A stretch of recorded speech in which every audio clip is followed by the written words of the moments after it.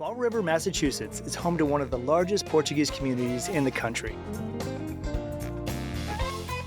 The city's deep ties to the European coastal country are reflected in its monuments, storefronts, and of course, cuisine. I met up with the owner of Portugalia Marketplace, Michael Benevides, to learn how the city has become a haven for Portuguese food lovers. The Portuguese people came here to work hard and provide for their families. So here you had, a community of blue-collar Portuguese folks who were very faithful to their community, faithful to their faith, and stuck together.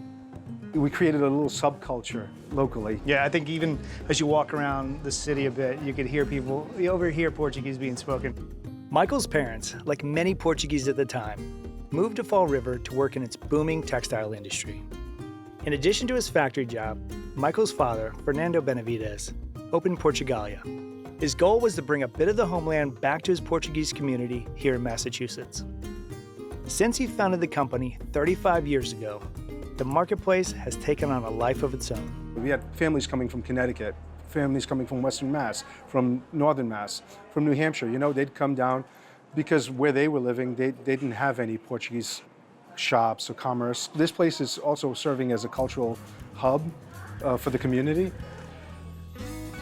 Michael and his sister Jennifer inherited the store from their father.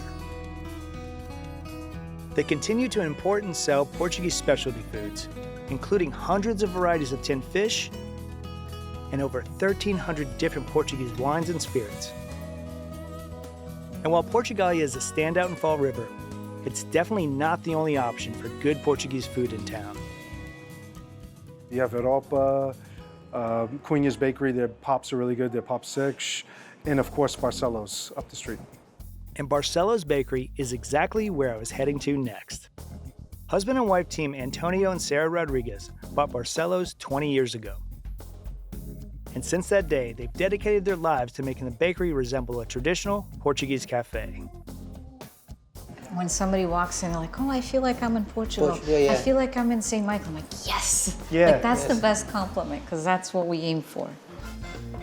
From the decorations all the way down to the acoustics, they haven't overlooked a single detail in designing the cafe. And it's that same meticulous approach that they bring to their baking. Over the years, what's been one of the biggest sellers here at the bakery? It's been the Pastéis de Nata. It's always been that. Pastéis de Nata are a classic Portuguese egg tart. With a sweet custard filling surrounded by a crisp pastry shell, it's the perfect pairing with a shot of espresso. And Tony makes some of the best in town, and maybe the most in town. After making almost 300 a day for 30 years, you could say Tony's got his one-man show down to a science. Are you the only person in the bakery who does this? Well, my daughter and my wife help me. But do the dough, it's me. Fill it up, it's me. Do the cream and then stuff. They don't know the recipe. They have idea, but they never did it. I guess when I die, I bring it with me.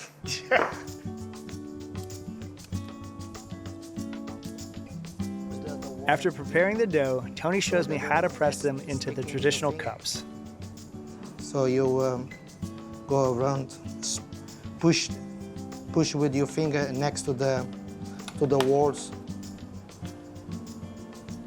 That's good.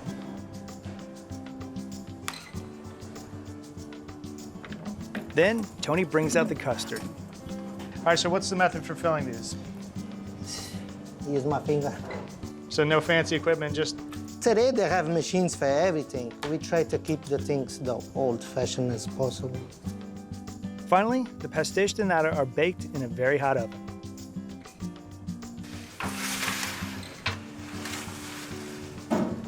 Dang. Don't touch it. Yeah. You burn your fingers. But it's that hot oven that gives them that perfectly golden, crispy bottom. That's the perfect color, I like it. Nice and crispy, too. Mm-hmm.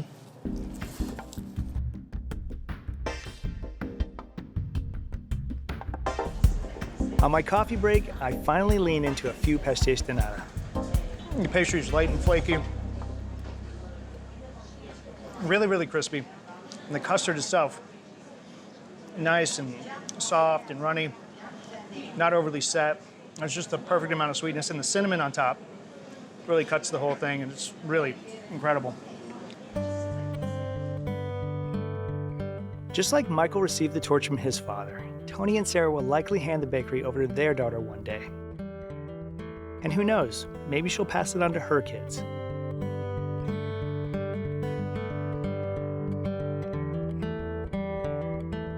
What I do know is that the Portuguese community in Fall River pours their heart and soul into their food. For the uninitiated, it's an opportunity to experience a new cuisine. But for many in Fall River, it's a way to taste a bit of home.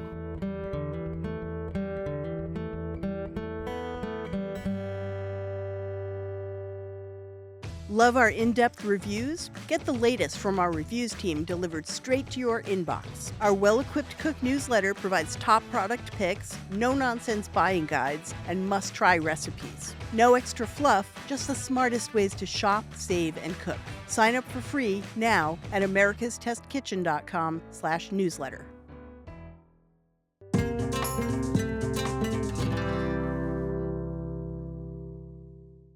Wow, Bryan, it was so cool to see that little bit of Portugal here in Massachusetts. Yeah, I have to say, Tony and Sara are just wonderful people. Barcelos Bakery makes some amazing stuff, and I am absolutely in love with these Pastéis de Nata.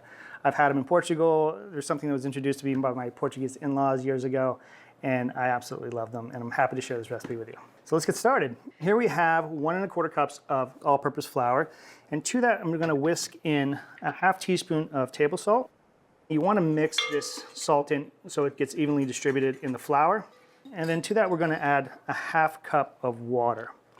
We're going to mix this on medium-low speed. What we're trying to do here is just really make a dough that just comes together and doesn't activate a lot of the gluten. It takes about 2 to 3 minutes. And if it starts to stick to the sides, we'll give it a scrape halfway through. Okay. All right, so the dough has just come together. Just pop this out, and we're going to turn the dough out onto a well-floured counter. This recipe uses a lot of bench flour. And we're gonna put a little bit more flour on top of this dough. So we're gonna pat the dough into a rough 4-inch square. Then we're gonna cover it with some plastic wrap. And we're gonna let it sit for about 15 minutes just so the dough has time to relax. All right, our dough has been relaxing for 15 minutes. It was very tired. Now, Very funny. You're very funny. thank you. We're going to roll it out into a 15 by 13-inch rectangle. So this is the type of recipe where you need a lot of bench flour. So we want to make sure there's plenty underneath the dough. So I'm going to flour liberally underneath and a good bit on top. And we're going 15 inches tall and 13 inches wide. All right, let's say it's approximately 15 by 13 at this point. All right. So what we're going to do is we're going to brush off all the excess flour from the dough because we're going to layer some butter in here. So this is about 5 tablespoons of softened room temperature butter. We've cut into ½ inch pieces. We're going to layer it across the center third of this dough. And what we're going to do is we're going to smear it into an approximate 5 by 12 inch rectangle right here in the center. So this is sort of like a cheater puff pastry. You know, a typical puff pastry, you roll cold butter into the dough, you chill the dough, you put more butter in, roll it, chill it. We're going to put all this butter in right up front before we do our first chill. And it's really important to have this room temperature butter. I see. See how easily it spreads? And now we're going to do a letter fold. We're going to fold the top down over the butter. And then we're going to brush this excess flour off. And the reason why we brush the excess flour is so this part of the dough sticks to that part of the dough. Now we're going to rotate this dough 90 degrees. Give it that spin. I'm going to put some more flour underneath here. A little more flour underneath here. And we're going to roll this out twice more, again, repeating the application of the butter. Okay. Okay, each time. See, by doing this, we'll get these micro layers of dough that are sandwiching the butter, and it'll end up in a really crisp, light, and flaky crust. We're going to roll this dough out into a 15 by 13 inch rectangle twice more, and each time we're going to apply some more butter, do the fold, and roll it out. All right, Chinese, so that is our third and final application of the butter in between the dough here. And so we're going to roll it out once more to 15 by 13. Okay, so I'm just going to square this off a little bit here. So now we're going to brush the excess flour off the dough. And if you're cooking with somebody, you want to brush the flour towards them. So we're going to roll this nice and tight all the way up. And as you're going through, you want to just sort of even out the roll. And if you find that you have an excess amount of flour on here, just give it a brush. Again, because the idea here is that the dough sticks to itself as you roll it. So if there's a lot of flour on the bottom, that's going to inhibit the stickiness. And then we're just going to wet the top edge of the dough here. You can use your finger if you don't have the brush. Okay, and just give it a squeeze. And we're going to pinch this seam so it sticks together. And then we can spend just a moment kind of reshaping this dough and make sure that the log is even. And it's okay if the ends aren't perfect because we're going to trim that before we start filling the cups. So now we can take this dough and we're going to refrigerate it. We'll put it on our parchment lined sheet pan here. We'll cover it with plastic wrap. And we're going to throw this in the refrigerator and it will chill for at least an hour, but it could really go up to 12 hours. And the reason why, because now is the time we want to set that butter and make sure it's firm within the dough, because when it bakes up, the butter is going to melt and create steam and create those flaky layers. Okay, Tony, our dough has been chilling in the fridge for a couple of hours. And you can see it's firmed up quite a bit. And that's exactly what we want, so we know that butter is fully chilled. And so at this point, we want to trim it down to 12 inches. So this is the point where we can get rid of our imperfect ends. And we can just go ahead and lop that off. And we'll lop this piece off.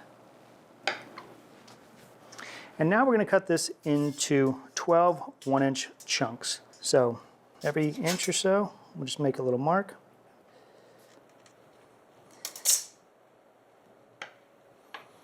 Beautiful. Okay, so we've got our 12 pieces of dough. Now, traditionally, these pastéis de nata are made in these little pastel cups. But we're going to use something that's a little bit more common in most kitchens, and that is a muffin tin. So we're going to put one piece of dough inside of each of these cups, and we've gone ahead and sprayed this with a little bit of vegetable oil spray. Now for the fun part of the recipe, we're going to press this dough into these cups. So you have a little water bowl there. Okay. And it's best to use a couple of wet thumbs, like the Fonz. And we're going to go in and just start pressing in the center, and then kind of work the dough into the corners of the cup and up the sides. So you want to give it a shot? I'm excited. Okay, thumbs. Yeah, thumbs like the Fonz. Thumbs in. Okay, and then just go thumbs first, and then you could switch. That's really cool. All right, Tony, we're going to keep pressing these in until they're all done. Then we're going to cover it with plastic wrap, and we're going to throw it in the fridge for at least an hour or up to 12 hours, again, so we re-solidify that butter. Sounds good. All right, so now it's time to start with our custard. Our custard has 3 pieces. The first is our hot component, where we have a cup of milk, half a cup of water, and 1 1/4 cups of sugar. So we're going to turn this on to medium-high heat and bring it up to a quick simmer. And we're really just trying to dissolve that sugar. So we'll give it a quick whisk, and we'll let it go for a couple of minutes to fully dissolve the sugar. And over here we have our flour mixture. So this is 3 tablespoons of flour, and to that we're going to add 3/4 teaspoon of table salt. We'll give that a quick whisk to combine. And then we're going to add a 1/4 cup of whole milk. And this flour, the purpose of it in our custard is to really help thicken it and keep the egg mixture from breaking while it's in the oven. So just whisk this together, and you can see it takes on sort of a pancake batter-like consistency here. And finally we have 6 egg yolks. We're just going to beat these up. So just whisk this together. Okay, you can see our milk mixture is coming to a simmer. And really the main goal here is just to dissolve the sugar. So it really only takes a couple minutes at this stage. And I like to keep it moving so it doesn't scorch on the bottom. And now we're going to slowly drizzle this milk mixture into our flour milk mixture. So we'll just start off going slowly. Now we're going to add this hot milk, flour, water mixture to our beaten egg yolks. So this I will drizzle in a little bit slowly because we want to temper the eggs and make sure we don't scramble them. Just a little bit at a time. You're just keeping the eggs moving, right? So that that hot liquid doesn't settle in one place. Exactly. That makes sense. And there we go. All that's incorporated together. And now just in case we did curdle any eggs or getting little pieces of flour stuck in there, we're going to strain this whole mixture.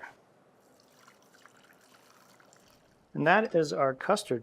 So we're gonna let this cool down to room temperature. All right, Tony, we have our chilled pastry cups. We have our room temperature custard. I'm just gonna give it a quick whisk to reincorporate anything that might have settled to the bottom. And then we're gonna go ahead and fill our cups. Now, as you're filling them, the first pass, you don't wanna go too high. You know, if we have extra, we'll come back around. You just wanna make sure that you don't spill over the edge of the cup. Looks perfect. So one of the main challenges we face with this recipe is that these are traditionally baked in a 650 plus oven, all right? And they're baked really quickly. Obviously, our oven here is not gonna go to 650. And the added challenge is we're baking these in a nonstick muffin tin, which has a maximum rating of 450 degrees. So what we ended up doing was setting our oven to 450 degrees, throwing the oven rack up to the upper middle position, about 6 inches from the top of the oven, and throwing a pizza stone in there to preheat for a good hour. This is gonna give it a nice blast of heat from the bottom and really get those cups nice and crispy. So we're gonna let those bake for 27 to 30 minutes until the pastry cups get nice and brown around the edge, and hopefully we get some nice browning on the custard tops. Tony, it's been about 28 minutes, and you can see that these are nice and bubbly and brown. Oh boy, beautiful. All right, you can see how these got some nice browning here on the edge of the cups. Nice little golden brown on top of the custard as well, just like they do it at Barcelos. I'm so excited for this. So we're gonna let this cool for about 5 minutes in the cups so they're just a little bit cooler to handle. Then we're gonna take them out of there, transfer them to a wire rack. We'll let them cool for a little bit longer. They're magical. That's beautiful. Spectacular. Okay, so we're gonna let these cool for about 30 minutes. And Tony, our Pastéis de Nata are fully cooled. We're gonna sprinkle them with a little bit of ground cinnamon, which is very traditional. And a little bit of powdered sugar. All right, can I serve you? I'm ready. I feel the exact same way. All right, I'm so excited for you to try these. I love these so much. I'm really excited about this. I just have to look at the bottom though. Check my bottom. Check the bottom. It's looking good. Okay, 3, 2, 1. All right. Okay, bye. Bye.